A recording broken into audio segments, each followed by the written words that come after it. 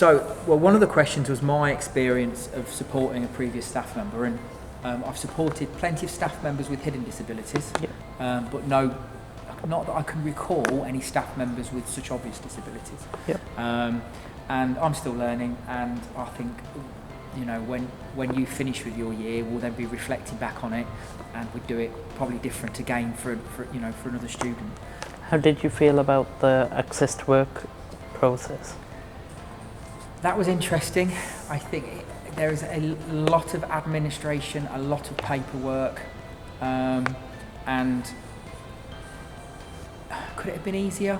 I guess it was a new process to go through, and it felt like we needed to talk to lots of different people, and the fact that you were used to get some support as a student and now you were getting it as an employee was a little bit different. I was glad when it was all over, and I think we were a little bit worried that we weren't going to get you the support that you needed. If I had to do it again, I could do it easily, but doing it for the first time, it was pretty difficult. And a lot of people don't actually know about the process and don't actually see where they're going to get support from when they're employing a disabled person. And that's quite tricky, because even I didn't know what access to work was and how I was going to work with getting more hours for supporting me at work. But I think what was good, so even though it was difficult in as much it was an administrative process, there were always people on the end of a phone, there was always people on the end of an email, and I think once they appreciated your particular circumstances, then they realised that what we were asking for was completely and utterly worth it and worthwhile. And you know, there was a bit of to and fro in between a random government department, but it was absolutely worthwhile doing it.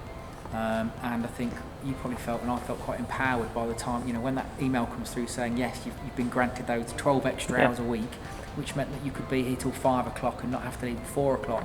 I think stuff like that made a massive difference. What advice would you give to a future employer in the future who I might work with?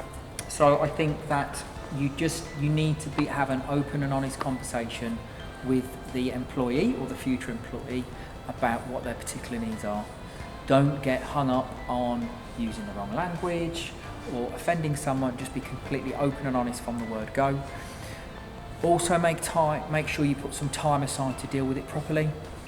This is not just something that you can do 5 minutes before a meeting. This is something that you need to put some time and effort in. And also, as an employer, don't feel like you've got to do it on your own.